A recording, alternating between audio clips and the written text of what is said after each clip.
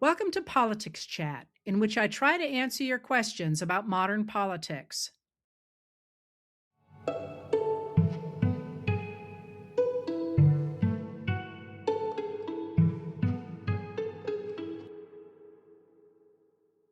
Welcome, everybody. And you had a lot of questions today, and I'm going to try and pull them into some kind of shape. But I do want to point out that all the crap coming at us all the time is in part designed to knock us off our pins. So I'm not going to get to everything. I haven't had time to read today's Supreme Court decision. So I'm not going to have much to say about that. And I'm going to try, as I always do, to put things into a storyline, but there's a lot going on. Okay. So let's start with the easy stuff. You asked what an executive order is. And this is, of course, my favorite kind of question because it's an easy one to answer. The way to think about it is thinking about an executive order from the president rather as, and again, rather being important here, rather as if it is an order from your boss. That is, the boss might change and they might say, hey, you really need to put more effort into this part of your job rather than this part of your job. Or I think we ought to really focus on this versus that. But what your boss can't come in and do is tell you to do something that is not part of the company's business or is not part of your job description. So think of an executive order kind of like the boss, in this case, the president, saying, this is how I would like to move forward on these orders that the Congress has given us. You asked when they started, it was actually George Washington who begins the process of executive orders. They're not called that then. They begin to number executive orders during the Civil War, which is why the first executive orders show up under President Lincoln, but the others from before are considered executive orders. So they're not laws. They are not laws. That's important to remember in this moment. But they are sort of instructions from the president about how to do your job if you're in the administration or working for the federal government. So that was an easy one. We'll put that out. Another easy one that you didn't ask about, and it's only Tuesday, is the No Kings rallies of Saturday, which again, our world is moving so quickly. It seems like that was forever ago, but they were huge and they were really important. Thank you for turning out. What they did was to demonstrate the insecurity of this administration and the fact there is enormous opposition to it.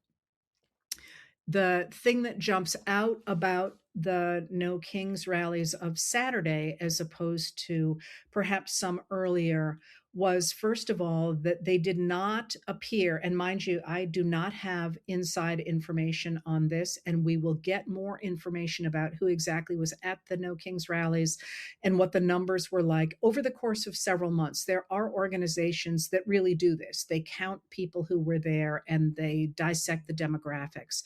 Certainly, anecdotally, it appeared that the numbers included far more younger people than there have in the past.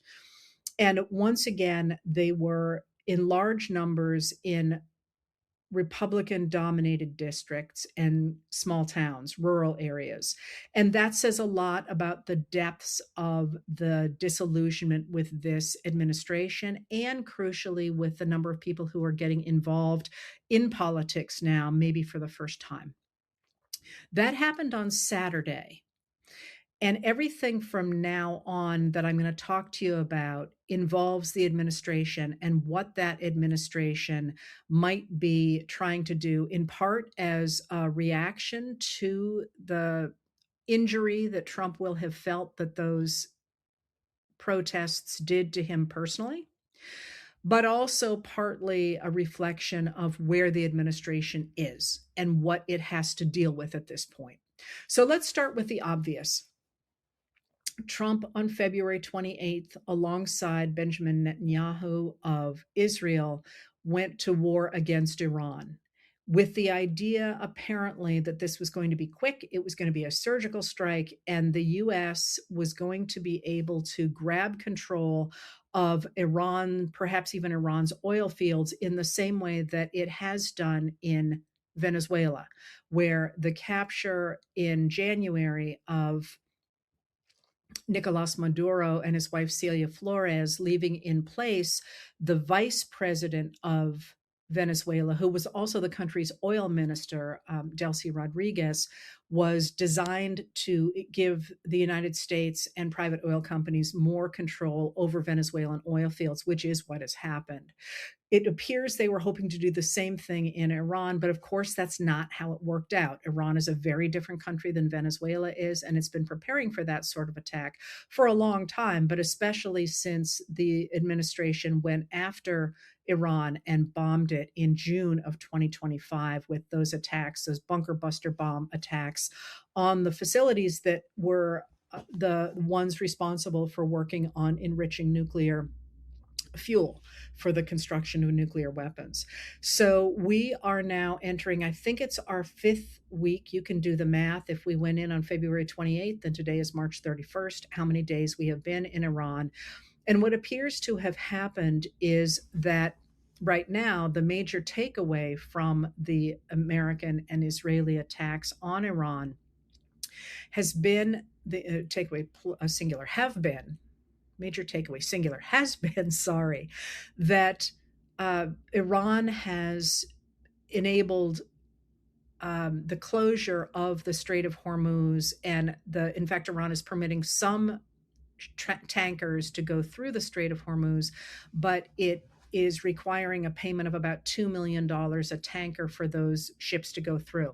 Strait of Hormuz controls about 20% of the world's oil, a little bit more than that of the liquid natural gas coming out of that region, and then about 50% of the tankers that used to go through the Strait of Hormuz until February 28th were carrying other things as well. Things like helium, which the United States and other countries need for MRIs because helium is often used to cool down really hot operations, and aluminum, things like that were coming through the Strait of Hormuz. So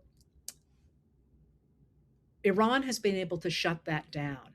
And more recently, and I'm afraid I've lost track of the days, I think it was Friday, but don't quote me on that, the Iran-backed Houthis out of Yemen actually began to attack another strait, and that's the strait that comes out of the Aden Sea into the Indian Ocean, and then from there into the rest of the world. And the attacks on the shipping going through that particular strait threaten another 10% of the world's oil. Now, they haven't yet taken control of that strait. That's the piece of land in between Yemen and Eritrea, or Djibouti. It's actually sort of closer to Djibouti. But that is another threat to the world's oil supply. And I talked before about how the United States is tied into the world oil markets because while we are a net exporter of oil, in fact, we can't use most of the oil that we produce. We have to buy cheaper oil on the international markets. So this struggle over the Strait of Hormuz after the attacks by Israel and the United States on Iran are creating a real energy crisis around the country. Now, I'm sorry, around the world, around the globe. One of the things to remember is that when we talk about the price of oil, we're talking about oil futures. And those oil futures, they take, a number of weeks to work their way through the pipeline. We have not yet begun being really hit by the higher prices of oil and energy that are coming out of this crisis, but that is coming. Prices are already going up, especially gasoline prices are going up. And the thing that people say is, we should be getting away from oil anyway. And to that, I say amen. But you also can't do that on a dime the way that we need to do in order to get away from it in the short term. So the administration has this big problem because at the same time that they are attacking Iran and indeed doing enormous damage to Iran's military, the ways that the Iranian government is attacking the Straits of Hormuz are with very cheap drones and things that are pretty hard for the United States to fight against. And so the United States has spent a great deal of its interceptor missiles trying to shoot down these drones, and we're really running through munitions really quickly. At the same time, that doesn't really do a lot to protect that strait. It's doing great damage to the Iranian military, but it's not actually doing a lot to reopen that strait, especially as the Iranians are saying, hey, you can go through the strait, you just got to pony up $2 million and you got to be our friends. And so this puts the administration in a really big bind because as traders, which is an important distinction between traitor and trader right now. And when I speak, sometimes they sound a lot alike. I'll try and be clear about it. For traders in oil, you can't miss the fact that the cost of Brent crude, which is one of many, many ways that we measure the value of oil or the cost of oil, is rising, and it has gone as high as $116 a barrel, which, you know, if anything that goes over 100, people's eyes start to pop. And we were at 116. It was down to 114 last night. I haven't checked it yet this morning. It's not even morning at 6 o'clock at night. It's been one of those days. But oil traders recognize that those prices going up are going to make prices of everything around the world go up. So we're looking at inflation, not just of things like gasoline in the United States, but also of the products that use gasoline or energy to get to market. So food, for example. And then, of course, there's the fact that a lot of fertilizer comes through the Strait of Hormuz. That's another problem. So at the same time that you've seen oil prices go up, you have seen basically for the last 4 weeks, you've seen the stock market crumbling in the United States. There's stock markets all over the world, but you've seen the different indexes that measure the stock market in the United States dropping. And one of the things that I think is an important way to think about the stock market, you know, sometimes people complain that I talk about the stock market, and it's not at all, believe me, that I think the stock market is an accurate representation of the American economy. But what the stock market is an accurate representation of how financial teams think about the state of the US economy. And that actually matters a lot. It's sort of a way to gauge a certain group of people. And in the case of Trump, it's a way to think about how he thinks about his popularity because he cares a lot about the stock market. My friend Joanne Freeman, who's a historian of the early republic and teaches at Yale, she said the other day that it's almost as if the stock market is his ratings. So one of the things that we've seen since this broke out is the pretty suspicious trading that has been going on the stock market, where there have been people making trades before, suspiciously close to a time that Trump is going to make a statement that's going to change the value of the stock market. And that's happened a number of times. It actually happened in his first term as well. People didn't pay that close attention, but now it's really clear. All right, that was a really long way to set up what has happened over the course of the last couple days. And that is at 4 o'clock this morning, about 4:10 this morning, Trump posted, or Trump's account posted, I think that's an important distinction to make, on social media that, I'll quote it, all of those countries that can't get jet fuel because of the Strait of Hormuz, like the United Kingdom, which refused to get involved in the decapitation of Iran, I have a suggestion for you.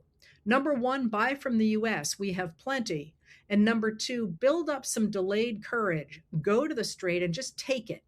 You'll have to start learning how to fight for yourself. The USA won't be there to help you anymore, just like you weren't there for us.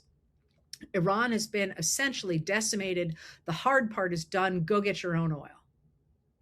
Well, you can see here this real sort of gap between the reality. He's right. I mean, the Iranian military has taken serious hits, but that doesn't do anything for the Strait of Hormuz because that can be kept, the Iranians can keep that under control fairly cheaply and easily with a different kind of warfare. So you have here a really interesting thing where Trump in many ways looks like he's just washing his hands and saying, hey, you go get it. Like, I caused this problem, but I'm going to declare that I did a good thing, and you go get your oil because we as the United States don't need it. That's a complete misreading, by the way, of the oil markets. I'm not going to explain that again, but it's in a recent video if you want to see it. But what was interesting to me about that, and the place that I really want to go with the material today, is to me there is an undertone there of panic. Like, you do it. I'm not going to do it. You do it. Because as I've said repeatedly, Trump has always had someone bail him out his whole life.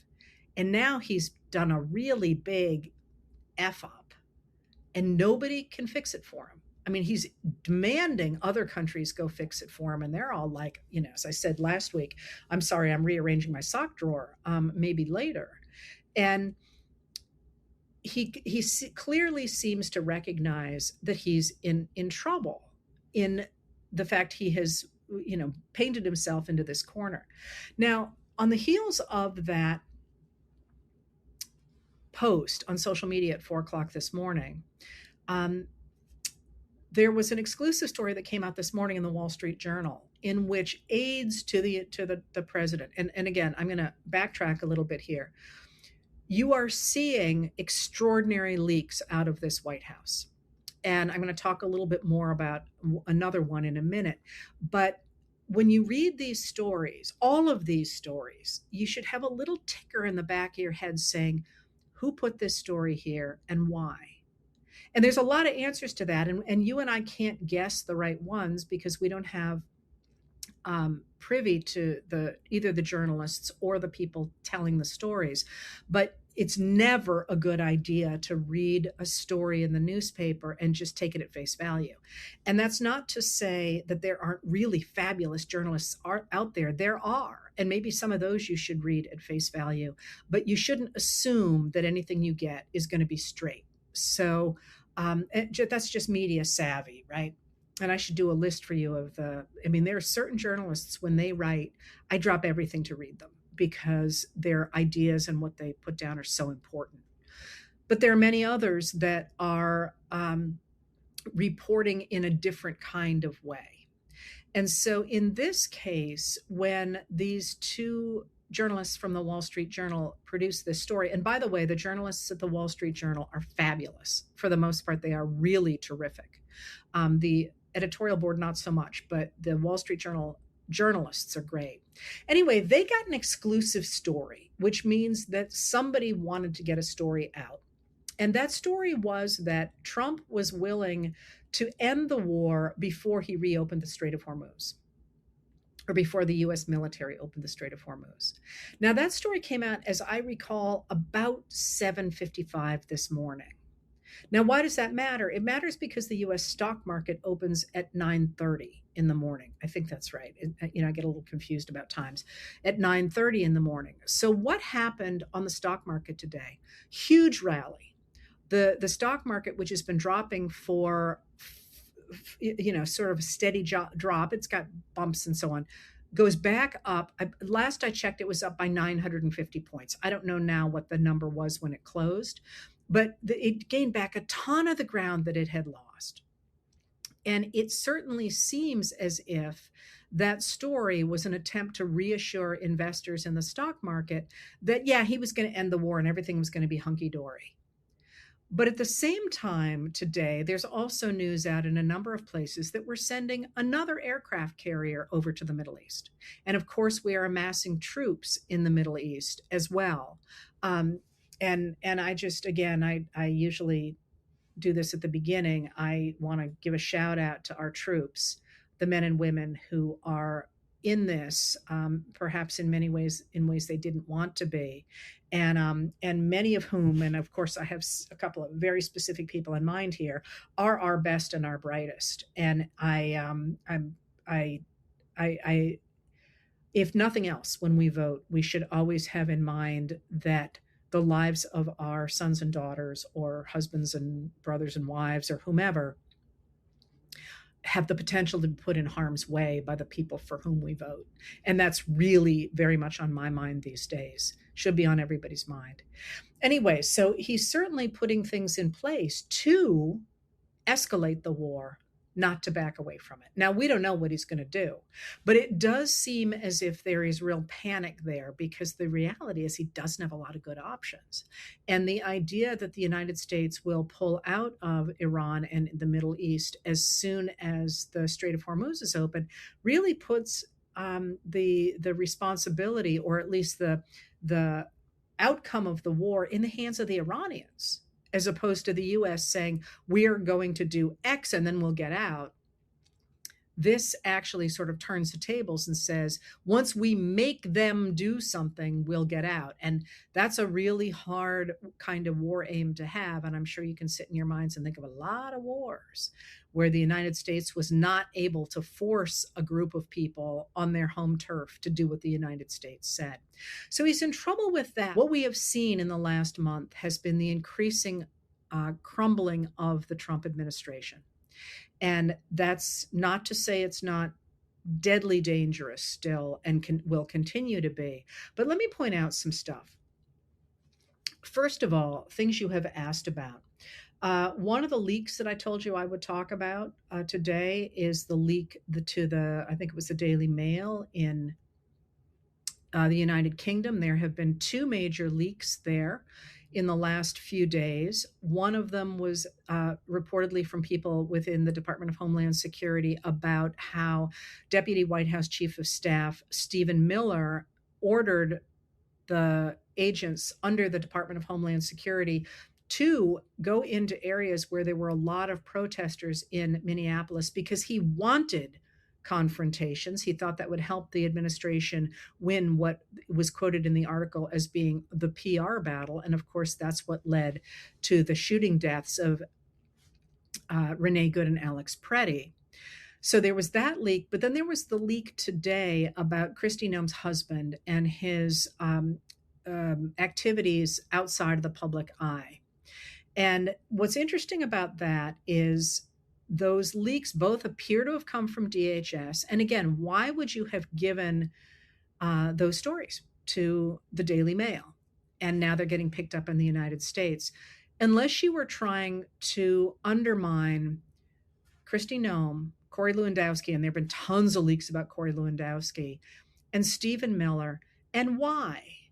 And there are a number of ways to think about that. One of them is that the heavy-handed way in which they enacted their immigrant policies have actually really weakened the idea of strengthening the border. The American people now are against those policies. More people are against them than are for them, which is an extraordinary drop since 2024. So maybe they're just sort of sharpening their claws on Lewandowski and Noem and to some degree Stephen Miller.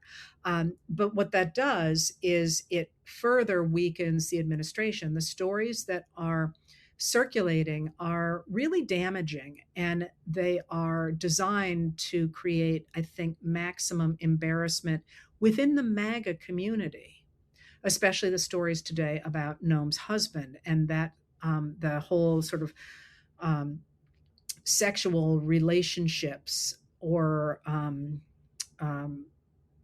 the sort of things that were going on with Noam and Lewandowski and how all these people were engaging in behavior that they very publicly condemn was a really interesting leak. But that's not the only thing we've seen. We have also seen both Laura Ingraham, a right-wing influencer, starting to say that she doesn't think Trump got good advice or understood the advice that he was getting on Iran, in part, of course, because he did what no previous president would, because every previous president said, hey, we bomb Iran, we're going to end up with real trouble getting through the Strait of Hormuz. And Trump went ahead and did it, apparently, at least partially on the advice of Benjamin Netanyahu of Israel and Mohammed bin Salman, the Crown Prince of Saudi Arabia, or MBS. Now, again, Trump's decision, if he got influenced by people he should not have been, still on him. So that's not an excuse. But it was interesting that Laura Ingraham suggested that he wasn't up to the task of accurately assessing the dangers to Iran. I'm sorry, to going into Iran. But then Alex Jones of InfoWars has come out and said he thinks Trump is mentally cooked and that he should be moved off stage because he's not really that important to the MAGA movement. Excuse me?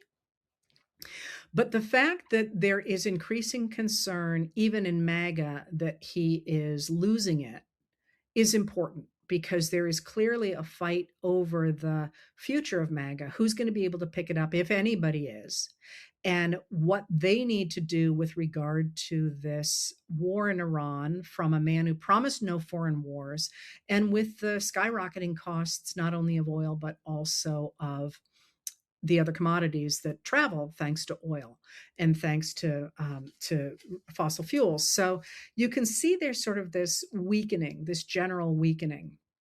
But that, of course, is not everything. Today, a judge who was appointed by George W. Bush, so he is going to be a Republican in his politics, stopped Trump's construction of the ballroom.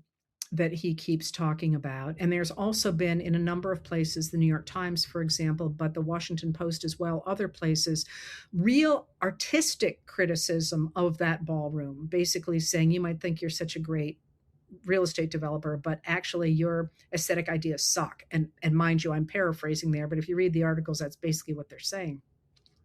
I mean, the New York Times actually had drawings of the proposed ballroom, like circled in red, saying, here's why this is wrong, and here's why this is wrong. Um, but a judge stopped that and has given the administration 2 weeks to appeal that decision that the construction must be stopped. But the judge said, listen, you need to go put this through Congress. You are not the king of the world that you can simply declare that you get to do whatever you want to the White House. That's a big blow to Trump, to have somebody say that to him, have somebody stop his construction, because you know that ballroom is really, really important to him. Remaking Washington, D.C. is really important. And now he's been told to stop. And of course, immediately he did come out and he wrote this big screed about, how he should be allowed to do this and so on and so forth. But these are people that are standing up to Trump. And one of the things that people always say when they talk about resistance is that, well, fear is contagious, so is courage. So the more people who stand up to him and prove that he doesn't really have any recourse if you say no to him, the more people will do that. And people are getting more courage to do that, especially as he appears to be crumbling. Um, you are seeing that, in fact, on things like European nations. I think we're up to 4. Don't quote me on that, but we have Spain, we have France, we have Italy. And I shouldn't even guess at the 4th. But we have a number of European nations saying that they will not permit U.S. planes that are on their way to Iran to land, to use their airspace and or to land in their country. That's a really big deal. Those are our NATO allies. And they're saying we don't want any part of whatever it is Trump is doing over there. So you're seeing more people step up and stand up against him. I had more things for that today. But let me go on to another topic that you asked about. That what you're going to see now with him sort of getting more and more hemmed in. And mind you, the more this happens, the more erratic he's going to become. The more pressure he's under, the more erratic he's going to be. And the more we're going to hear about him remaking Washington, D.C. I mean, now he's talking about the reflecting pool. He's going to go after everything. And we will do our best to stop those things through the courts, of course. I'm sorry, there's another place that he got stopped. A judge today said that his defunding of NPR and PBS was illegal. So that too has been uh, something where somebody has pushed back on him. But so what you're going to see more and more of, I think, are what I would call sort of Hail Mary passes. And one of the things that jumps out, for example, about the attack on Iran, which was sort of an extraordinary gamble, is the degree to which it looks like what Putin did in Ukraine when his own numbers and economy were tanking at home. He attacked Ukraine. Again, with the idea it was going to be a lightning strike. And now look at him. And I think we're seeing something very, very similar in Iran. If Trump had been able to have this lightning strike, it seems he really thought it was going to give him a real boost in the polls at home. And there are many reasons that didn't happen, but it didn't happen. And in fact, that is an enormously unpopular military exercise. And at this point, the latest numbers came out yesterday. 12% of Americans want us to have troops on the ground in Iran. 12% of Americans is an incredibly, incredibly low number. And they're not even there yet. So, we've already taken, tragic losses of our service members. But the idea of putting our people on the ground in Iran in what is very clearly a war of choice is not going to help. So you saw that sort of as a Hail Mary pass, but now you're also seeing some other things as well. So one of the things that Trump did just minutes before I came on was he signed an executive order to limit mail-in voting. Trump and allegedly members of his cabinet and certainly members of Congress are extremely concerned at the the probability really that the Democrats will retake control of the House of Representatives. And now I believe they are also favored to take control of the Senate. That doesn't mean it's going to happen. That just means that that's what the probabilities look like now. And Trump has been very vocal. In fact, he said in January to a group of Republican House members that they must retain control of the House of Representatives, because if they did not, he was going to get impeached again, which is under his skin. But what he's really worried about is once you stop having Republicans in the House and the Senate cover for him, there will be hearings and there will be subpoenas and there will be much more information coming out, as it already is, about the Epstein files, about the corruption, about the kickbacks that you've already seen happening in a number of different places. And so he's determined to keep most of us away from voting so that he can keep a Republican Congress. And again, this is not some inside baseball game. They are literally saying it in the open that if they can get through the SAVE Act, for example, or if they can, sort of jigger mail-in voting, they will be able to make sure that the Republicans never lose again. And the SAVE Act is still trying to force through the Senate and then the House. Remember, the House passed a watered down version of the SAVE Act. The Senate, he is now pressuring to pass a maximal version of the SAVE Act, and then it would have to go back to the House. And you all ask me, what will you need to have if these laws pass?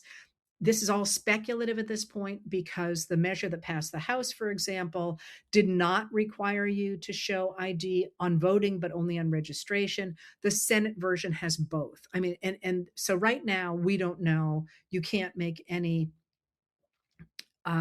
definitive declarations of what is in any of those measures because they haven't passed yet, except the one that passed the House. But what we do know is that they're an attempt to make sure that a number of people get thrown off the voting rolls, not least because part of the SAVE Act requires states to hand over their voting rolls to go through a program that is designed to verify whether or not people are citizens when they apply for federal benefits. Completely different thing than voting.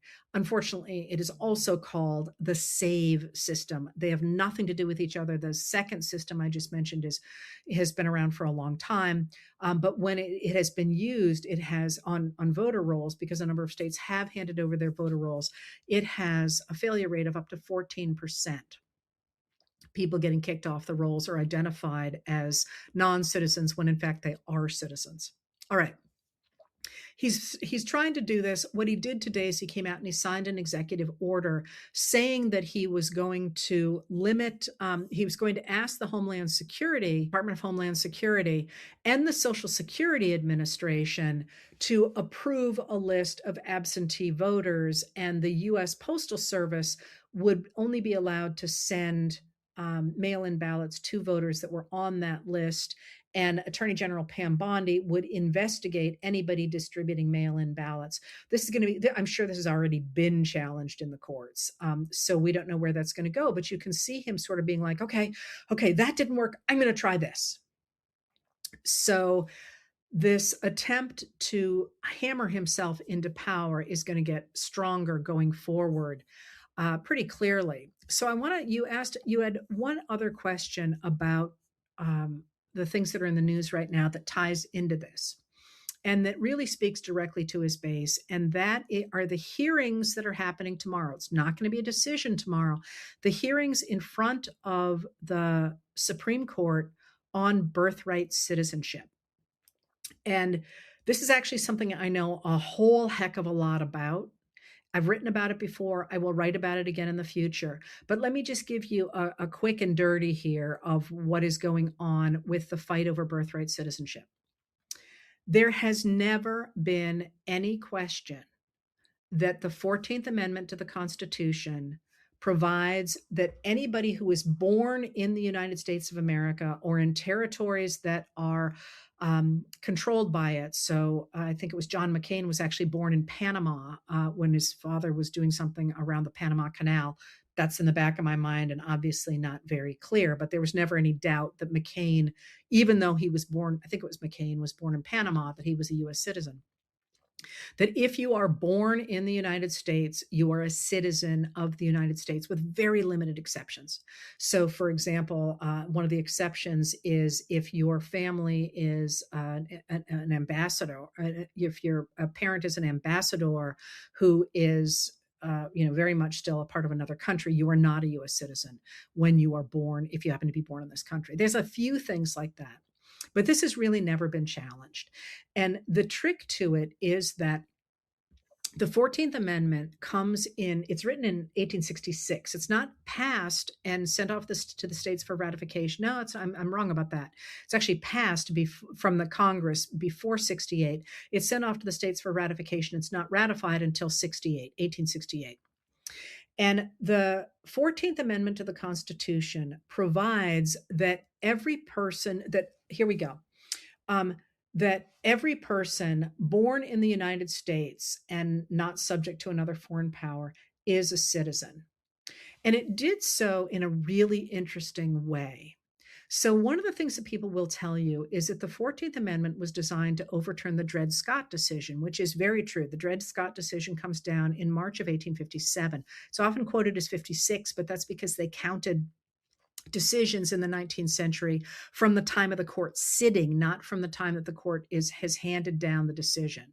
So the Dred Scott decision, you can always remember the date of that because at his inaugural address on March 4th, 1857, James Buchanan has a line that's something to the effect of, I know you guys are all worried about slavery. Mind you, I'm paraphrasing, but I, like all good Americans, am going to accept the decision of the Supreme Court, whatever it is, when it comes down. And the Supreme Court, within a week, handed down the Dred Scott decision. So it's going to be less than a week after March 4th. So you do the math.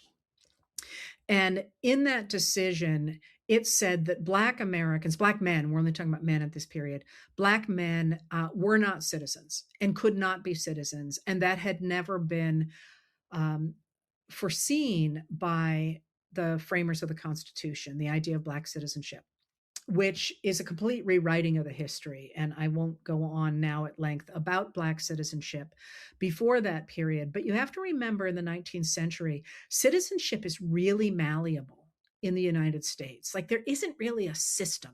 One of the places there is a system, weirdly enough, is when mariners are going to go around the world. Sometimes they want to take papers that say, yes, I am a citizen of the United States. And that opens up a whole new can of worms because they don't have photographs. So those are a little bit exchangeable, right?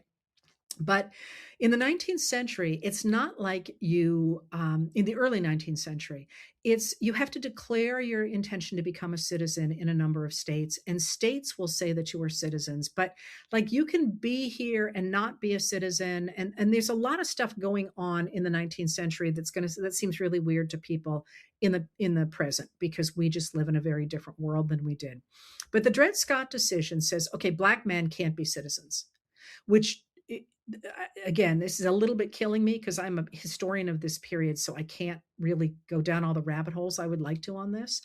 But what happens is after the war, the Civil War, which for our purposes today, we will say ends in April of 65. It does not end in April of 65. That's a rabbit hole I'm not going to go down, killing me though it is.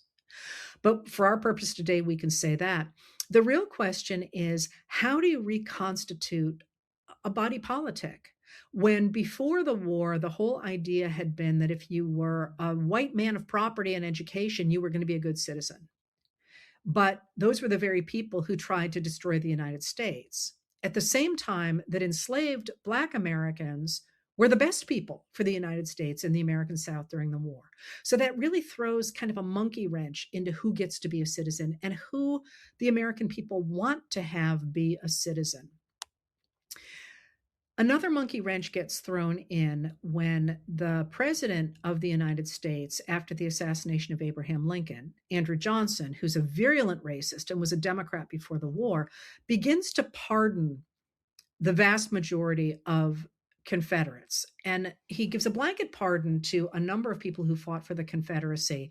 which is going to be overturned, but because of the way he does it, but he gives a presidential pardon to the leaders of the Confederacy, all but about 1,500 of them over the course of the summer of 1865, because Congress is not going to be in session again until December. They have actually gone on recess just before, actually the day of Abraham Lincoln's second inauguration, and then they have gone home, which means all over the country, which means ships and railroads and horses in those days. So they're a long way away, even though they rush back to the Capitol after Lincoln's assassination.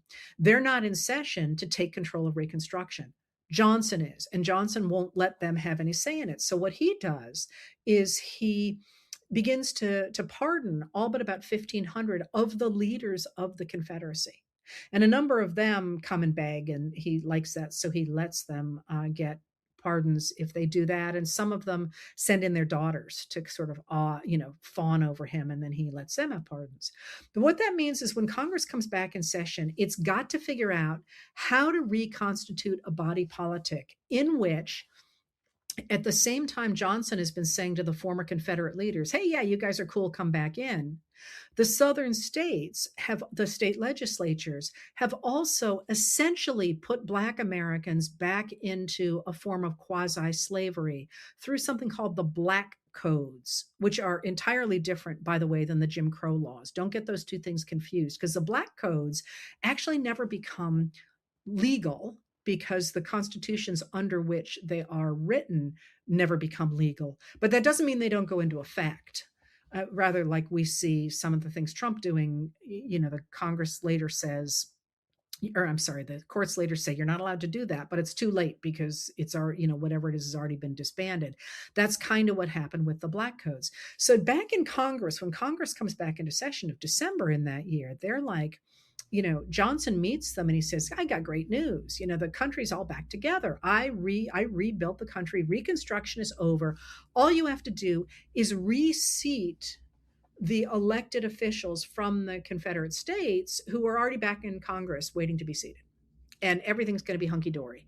And the North is like, NFW. Like, you were shooting at us less than a year ago. You cost, all these lives, all these billions of dollars. And now you're putting the Southerners back here. And you're saying that after the census of 1870, they're going to be more powerful in this body than they were before the war, because for the first time since the framers built the Constitution, Black Americans are going to be counted as full people, not as 3/5 people. Again, another rabbit hole I'm not going to go down. But what that means is they're going to have more representation rather than less representation. This ain't happening on our watch. So what they do is they begin by writing a civil rights document, a civil rights law. And it's a civil rights law that, by the way, is going to be vetoed by President Johnson. So people forget a lot about it.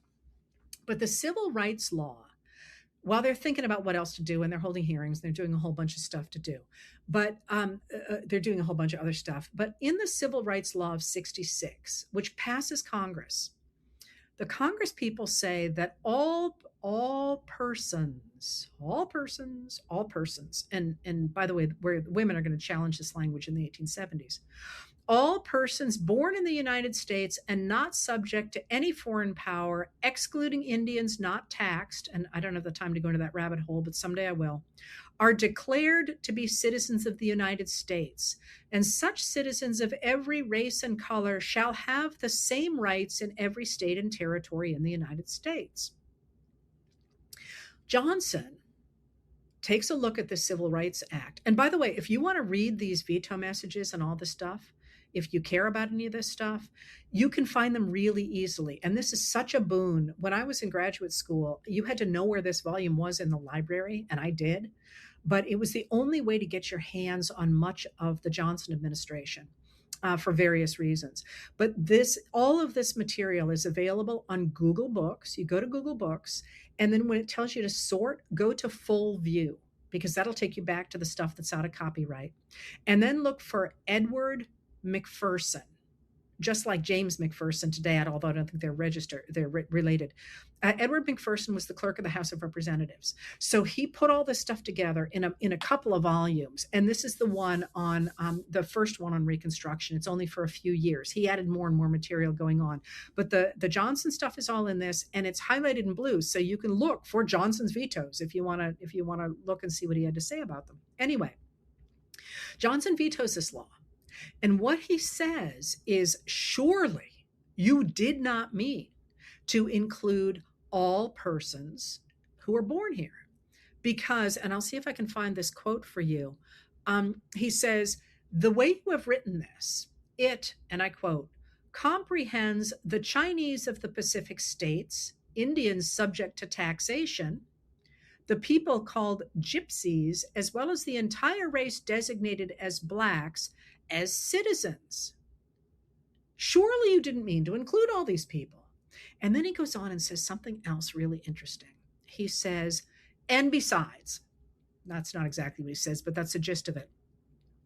If all persons who are native born already are, by virtue of the Constitution, citizens of the United States, why do you need to pass a law to make them such?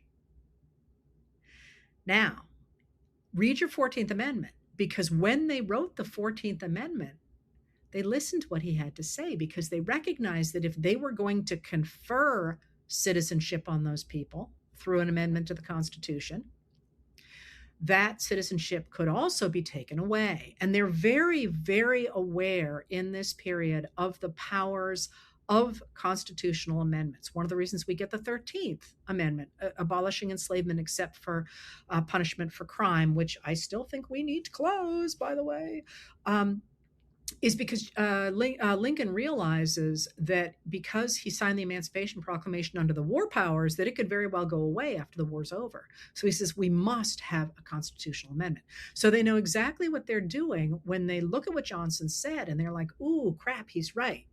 If we put it into the amendment specifically that we are conveying this citizenship, they could take it away in the future. So what they do when they write the 14th is they don't say they are conveying that citizenship. They simply say it already exists thanks to the Constitution. It says, and I quote, all persons born or naturalized in the United States and subject to the jurisdiction thereof are citizens of the United States and of the state where they reside. And then it's going to go on to say that if you live in one of those states and you're a legislator in one of those states, you may not discriminate against the people who live within your state according to, to state laws. You can't say some people have more rights than others. And that's, the 14th is by far my favorite, and this is why. But when the administration is arguing against birthright citizenship, first of all, they ignore that entire fight that I just told you about over whether, in fact, Congress intended to include the Chinese of the Pacific states, Indians subject to taxation, the people called gypsies, the entire race designated as blacks. Johnson's got a real thing under his, bee under his bonnet about different groups of people in the United States. Because remember, before the Civil War, Black Americans were held in enslavement for sure, but in the West, both Mexican Americans and Indigenous Americans were discriminated against according to laws that, especially in the new state of California, where if you care about this, you can read the section of my book, How the South Won the Civil War, because I actually talk about those laws, what's in those laws, and I use the words that they use, which are really racial slurs to the point I actually think I might have blocked some of them out. But the same was true in Massachusetts and New York, of course, which is discriminating against the Irish. And then, of course, you have the Chinese, the anti-Chinese laws in California. So when Johnson says, surely you don't mean to include all those people, and Congress says, oh, dude, yes, we do.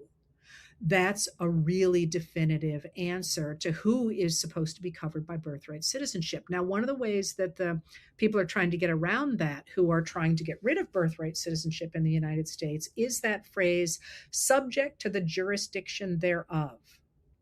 And what they are trying to argue is that if you are an undocumented immigrant, you are subject not to the United States and its laws, but rather to the laws of the country from which you came. And that has really been pretty widely discredited. I mean, you simply can't say to the police when they pull you over, no, I'm only answering to the laws of Ecuador. I mean, that just doesn't fly.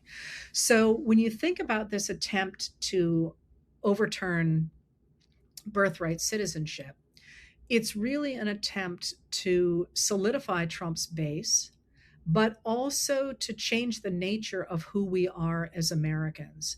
And it's really clear that the 14th Amendment was designed to guarantee that everybody, regardless of where they came from, becomes a citizen if or is born a citizen as birthright citizenship if they are born here. Now, again, one of the exemptions that the Trump administration talks about, which is crazy ironic because his organization has been supportive of it, is what they call birth tourism, where people come to the United States to have a baby, so that baby has birthright citizenship in the United States. And there are other ways to stop that from happening. It's already not supposed to happen. So that's really just sort of a red herring. So you're going to see these kind of Hail Mary, I'm really going to force America to be mine, I think, continuing to come out of the Trump administration. And it's going to be rocky, and it's going to be, I'm looking at my notes to see if there were other things, and it's going to be really frustrating and aggravating, but it's going to be important going forward. Now I can't find my notes, so I hope if I missed something, you don't mind too much. But it's going to be important to remember going forward that that this is as rocky as it is and as rough as it is, because Trump's really in trouble, and this administration is really in trouble. So one of the numbers that came out yesterday is that Trump is at a new approval low, a new approval rating low among all American adults. Now, it's important that that's not voters, that's adults. 58.1% of Americans disapprove of what he's doing in his job in office, and only 37.6% approve. These are numbers that rival Nixon's during the Watergate scandal. So when you think about this, it's important to remember, first of all, that this is going to be rocky. He's going to say a lot of crap. We have our sons and daughters, students in harm's way, destabilized world. I mean, listen to me. I can go on. He's destabilized the world economy. He's destabilized the security system that has kept us safe for 80 years.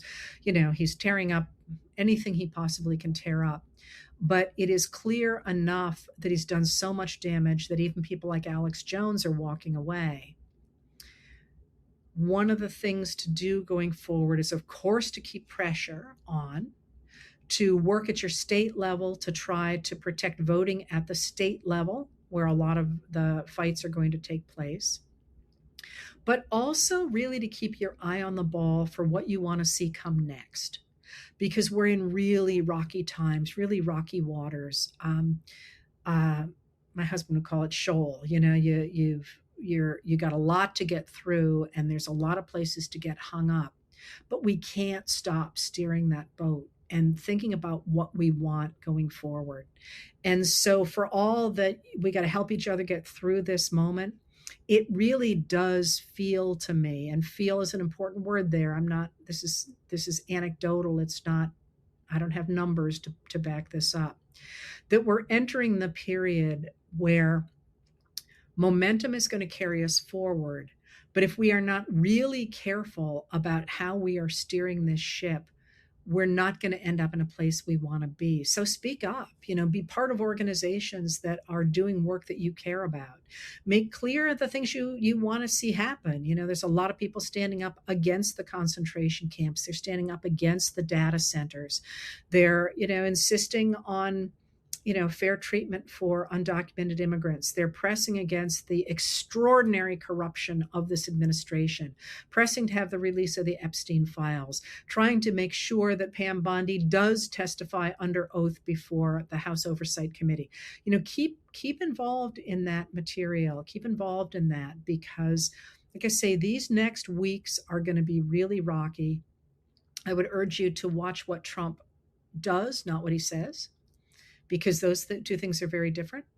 And try and keep the faith, because for all that I just described, a world in chaos, thanks not entirely but largely to one person, there is also this incredibly powerful movement, not only in the United States, but around the world, of people who want to restore fairness and justice and address the very real crises we have on our hands with climate change and migration and education and health and so on.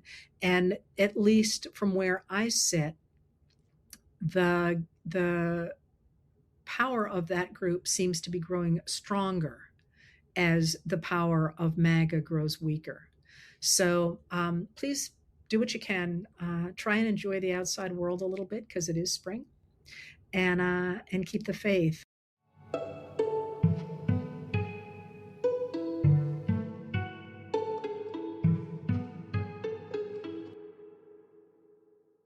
If you'd like to tune in live, I record these chats on Tuesday and Thursday at 6 p.m. Maine time on both my YouTube channel and my Facebook page. If you want to hear more from me, I write Letters from an American every night. It's available on Substack and on Facebook, and the audio version of the nightly letter is available the following day wherever you get your podcasts. And finally, on Saturday mornings, I talk with Dr. Joanne Freeman, the historian of the early republic, professor, and dear friend, about history and politics. We call our talks What the Heck Just Happened, and you can find them on YouTube. Politics Chat is produced by Lauren Westfall, music by Andrea Von Kampen.